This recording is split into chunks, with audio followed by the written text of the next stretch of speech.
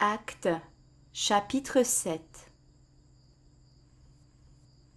Et le grand prêtre dit : Ces choses sont-elles ainsi ? Mais il répondit : Hommes, frères et pères, écoutez. L'Élohim de gloire apparut à notre père Abraham lorsqu'il était en Mésopotamie, avant qu'il s'établisse à Charan. Et il lui dit : Sors de ta terre et de ta famille, et viens vers la terre que je te montrerai. Alors, étant sorti de la terre des Chaldéens, il habita à Charan. De là, après la mort de son père, il le fit passer vers cette terre où vous habitez maintenant. Et il ne lui donna là aucun héritage, pas même l'espace couvert par un pied. Et il lui a promis de lui donner en possession et à sa postérité après lui, lorsqu'il n'avait pas d'enfant. Mais Elohim parla ainsi : Sa postérité sera étrangère sur une terre étrangère, et on la réduira en esclavage, et on la maltraitera pendant 400 ans. Mais la nation dont ils auront été les esclaves, c'est moi qui la jugerai, dit Elohim. Et après cela, ils sortiront et me serviront en ce lieu-ci. Il lui donna aussi l'alliance de la circoncision, et c'est ainsi qu'ayant engendré Yitzhak, il le circoncit le 8e jour, et Yitzhak, Yaakov, et Yaakov les 12 patriarches. Et les patriarches, enviant Yosef, le vendirent pour l'Égypte, mais l'Élohim était avec lui, et il l'arracha hors de toutes ses tribulations, et lui donna grâce et sagesse devant Pharaon, roi d'Égypte. Il l'établit gouverneur sur l'Égypte et sur toute sa maison.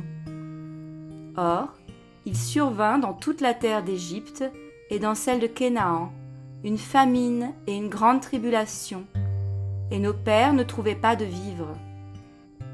Mais Yaakov apprit qu'il y avait du blé en Égypte. Il y envoya une première fois nos pères, et la seconde fois, Yosef fut reconnu par ses frères, et la race de Yosef devint manifeste pour Pharaon. Et Yosef envoya chercher Yaakov son père, et toute sa famille avec 75 âmes. Et Yaakov descendit en Égypte, et il y finit ses jours, ainsi que nos pères. Et ils furent transportés à Shechem, et mis dans le sépulcre qu'Abraham avait acheté à prix d'argent des fils de Hamor à Shechem. Mais comme approchait le temps de la promesse qu'Élohim avait jurée à Abraham, le peuple s'accrut et se multiplia en Égypte, jusqu'à ce qu'il se levât un autre roi qui n'avait pas connu Yosef. Celui-ci, usant d'artifices contre notre race, maltraita nos pères jusqu'à leur faire exposer leurs bébés pour qu'ils ne soient pas préservés vivants. En ce temps-là naquit Moshe, et il était beau pour Élohim, et il fut nourri 3 mois dans la maison de son père. Mais ayant été exposé, la fille de Pharaon le prit pour elle-même et l'éleva comme son fils. Et Moshe fut instruit dans toute la sagesse des Égyptiens, et il était puissant en parole et en œuvre. Mais quand s'accomplissait le temps de sa 40e année, il lui monta au cœur de visiter ses frères, les fils d'Israël. Et en ayant vu un à qui l'on faisait du mal, il prit sa défense et vengea celui qui était opprimé en frappant l'Égyptien. Or, il pensait que ses frères comprendraient qu'Élohim leur donnait le salut par son entremise, mais ils ne le comprirent pas. Le jour suivant, il parut au milieu d'eux alors qu'ils se battaient, et il les exhorta à la paix en disant : « Hommes, vous êtes frères, pourquoi vous faites-vous du mal l'un à l'autre » Mais celui qui faisait du mal à son prochain le repoussa en disant : « Qui t'a établi prince et juge sur nous ? Veux-tu me tuer comme tu as tué hier l'Égyptien » Et à cette parole, Moshe s'est enfui et est devenu un étranger en terre de Madian, où il engendra 2 fils. Et 40 ans s'étant écoulés, un ange du Seigneur lui apparut dans le désert de la montagne de Sinaï, dans la flamme d'un buisson en feu. Et Moshe, voyant cela, s'étonnait de cette vision, et, comme il s'approchait pour observer, advint une voix du Seigneur. c'est moi, l'Élohim de tes pères, l'Élohim d'Abraham, l'Élohim de Yitzhak et l'Élohim de Yaakov. » Et Moshe, devenu tout tremblant, n'osait pas observer. Et le Seigneur lui dit, « Ôte la sandale de tes pieds, car le lieu sur lequel tu te tiens est une terre sainte. J'ai vu l'affliction de mon peuple qui est en Égypte, et j'ai entendu leurs gémissements, et je suis descendu pour l'arracher. Maintenant, vas-y, je t'enverrai en Égypte. » Ce Moshe qu'ils avaient rejeté en disant, « Qui t'a établi prince et juge ?» C'est lui qu'Élohim envoya comme prince et comme rédempteur, par le moyen de l'ange qui lui était apparu dans le buisson. C'est lui qui les a conduits dehors en produisant des prodiges et des signes en terre d'Égypte, à la mer Rouge et au désert pendant 40 ans. C'est ce Moshe qui a dit aux fils d'Israël, « Le Seigneur votre Élohim vous suscitera d'entre vos frères un prophète comme moi, écoutez-le. » C'est lui qui, lors de l'assemblée dans le désert, étant avec l'ange qui lui parlait sur la montagne de Sinaï et avec nos pères, reçut les paroles de vie pour nous les donner.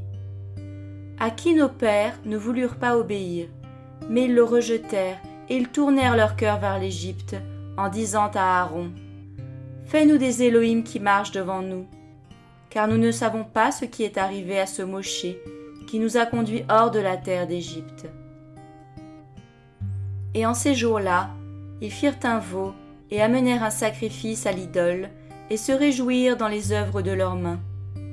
Mais Élohim aussi se détourna d'eux et les livra au service de l'armée du ciel, selon qu'il est écrit dans le livre des prophètes. « Maison d'Israël, m'avez-vous offert des sacrifices et des victimes pendant 40 ans dans le désert? Mais vous avez porté le tabernacle de Moloch et l'étoile de votre Élohim Renfant, les figures que vous avez faites pour les adorer. C'est pourquoi je vous transporterai au-delà de Babel. Le tabernacle du témoignage fut au milieu de nos pères dans le désert, comme celui qui parlait à Moshe avait ordonné de le faire, selon le modèle qu'il avait vu. Et, l'ayant reçu, nos pères le firent entrer avec Yehoshua dans la possession des nations qu'Élohim chassa de devant la face de nos pères, jusqu'au jour de David, qui trouva grâce devant Élohim et demanda de trouver une tente pour l'Élohim de Yaakov. Et ce fut Shelomo qui lui bâtit une maison. Mais le Très-Haut n'habite pas dans des temples faits de main d'homme, comme le dit le prophète. Le ciel est mon trône, et la terre est le marchepied de mes pieds. Quelle maison me bâtirez-vous, dit le Seigneur, ou quel pourrait être le lieu de mon repos? Ma main n'a-t-elle pas fait toutes ces choses? Tête dure et incirconcis de cœur et d'oreille, vous vous opposez toujours au Saint-Esprit, vous êtes tels que vos pères. Lequel des prophètes vos pères n'ont-ils pas persécuté? Ils ont même tué ceux qui annonçaient d'avance la venue du juste, dont vous êtes maintenant devenus les traîtres et les meurtriers. Vous qui avez reçu la Torah sur les ordres des anges et qui ne l'avez pas gardée. Mais en entendant ces choses, leur cœur était scié en deux, et ils grinçaient des dents contre lui. Mais lui, étant rempli du Saint-Esprit, et ayant les yeux fixés vers le ciel, vit la gloire d'Élohim, et Yehoshua se tenant debout, à la droite d'Élohim. Et il dit, « Voici, je vois les cieux ouverts et le Fils d'humain se tenant debout à la droite d'Élohim. » Mais criant à grande voix, ils se bouchèrent les oreilles, et se précipitèrent sur lui d'un commun accord. Et l'ayant tiré hors de la ville, ils le lapidèrent, et les témoins déposèrent leurs vêtements aux pieds d'un jeune homme nommé Shaoul. Et ils lapidaient Stéphanos qui priait et disait, « Seigneur Yehoshua, reçois mon esprit. » Et s'étant mis à genoux, il cria d'une grande voix, « Seigneur, ne leur impute pas ce péché. » Et quand il eut dit cela, il s'endormit.